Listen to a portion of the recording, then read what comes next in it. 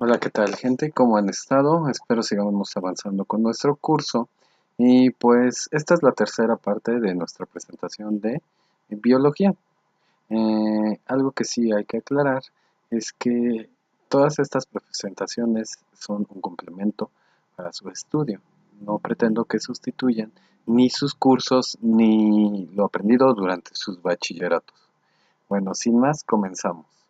Nos quedamos en fotosíntesis. La fotosíntesis está formada por dos fases.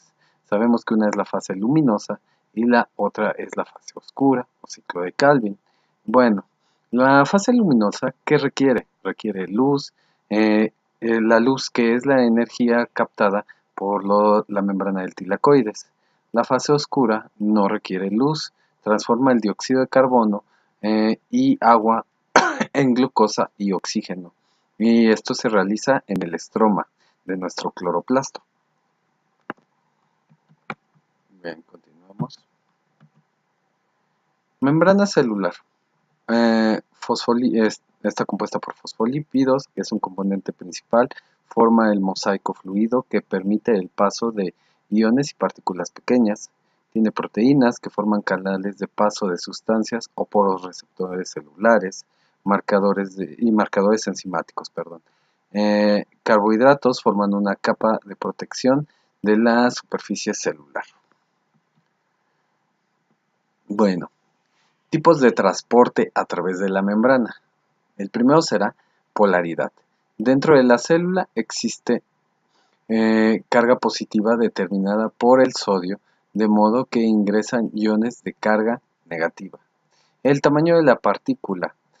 Bueno, con la polaridad hay que recordar, el ejemplo más clásico es la bomba sodio-potasio. El tamaño de la partícula permite el paso de sustancias de tamaño igual o inferior al polo de la membrana, es como una especie de filtro. El transporte activo, paso de una sustancia de una zona de menos a una zona de mayor. La bomba sodio-potasio es transporte activo. El transporte pasivo va de una zona de mayor a menor concentración sin gasto de energía. En el transporte activo hay gasto de energía.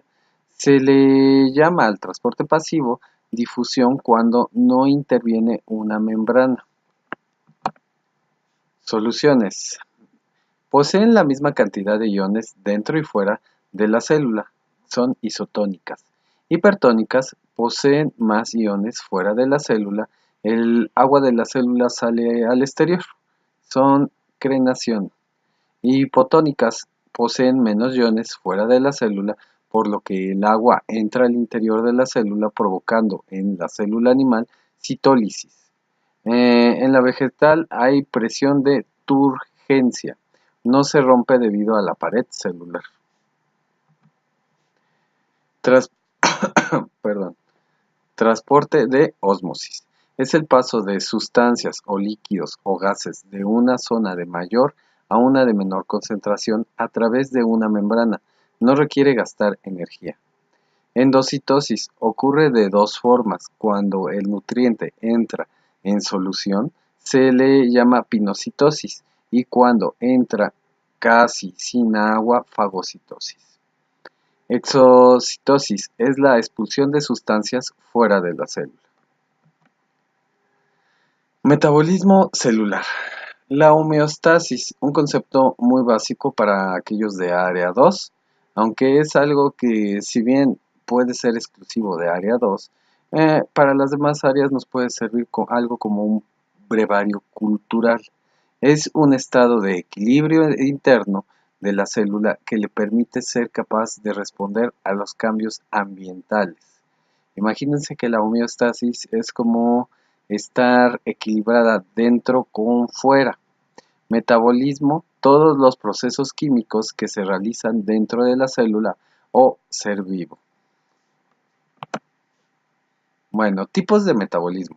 Catabolismo, transformación de sustancias complejas en simples. Anabolismo, transformación de sustancias simples a complejas. Aquí lo tenemos ejemplificado, los lípidos pasando a energía y aquí la creación de proteínas musculares. Metabolismo aerobio se realiza en presencia de oxígeno. Anaerobio se realiza en ausencia de oxígeno. También se le llama fermentación. Estas partes de metabolismo rara la ocasión han llegado a preguntar, pero no está de más darles una repasada, ya que aquellos que vayan a área 2 es de los primeros temas que van a tocar dentro de sus carreras. Metabolismo, autótrofos, aquellos que pueden producir sus propios alimentos. Ejemplo claro de los autótrofos, las plantas. Heterótrofos son aquellos que no son capaces de producir su propio alimento, deben comer a otros. Un ejemplo claro de los heterótrofos, nosotros mismos. Bien, este creo es el ciclo de Krebs. Parece ser que sí, no sé bien, se me olvidó poner el título, perdón. Sí, es el ciclo de Krebs. Era el de la glucólisis el anterior, este es el ciclo de Krebs. Otras vías, las de las pentosas, estas de las cadena respiratoria. Bueno, continuamos.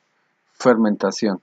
En los animales ocurre de forma adaptativa mientras el organismo se acostumbra a una mayor actividad.